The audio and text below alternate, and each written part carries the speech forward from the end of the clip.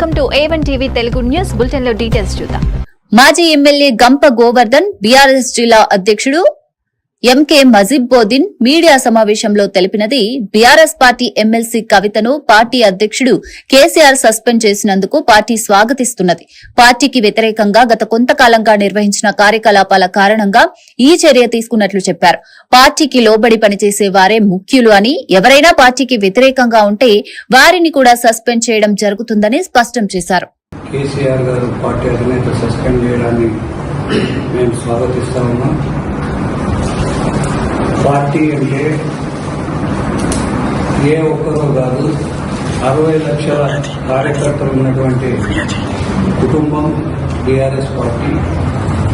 ఈ పార్టీలో ఉన్న వాళ్ళందరూ ఎంత పెద్దవారైనా పార్టీ క్రమశిక్షణకు లోబడి పని చేయాల్సిందే. గతంలోనే కేసీఆర్ ఒక మాట చెప్పింది, పార్టీ క్రమశిక్షణ విషయంలో కూతురైనా కొడుకైనా ఎవరినైనా తప్పు చేస్తే సహించేది లేదని గతంలోనే చెప్పడం జరిగింది. గత కొన్ని రోజులుగా కవిత గారు ఆమె వ్యవహరిస్తున్న తీరు పార్టీ క్రమశిక్షణ రాహిత్యానికి, క్రమశిక్షణ విరుద్ధంగా చేస్తున్నటువంటి కార్యక్రమాలు కనబడతా ఉన్నాయి. స్పష్టంగా వారి ప్రవర్తనను గమనించి పార్టీ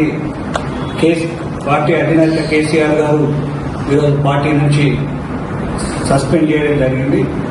పార్టీ పేరు చెప్పి పార్టీని నష్టానికి గురి చేసే పార్టీలో ఎంత పెద్దవారైనా ఇలాంటి నిర్ణయమే ఉంటుందని హెచ్చరికగా ఈరోజు నిర్ణయం తీసుకోవడం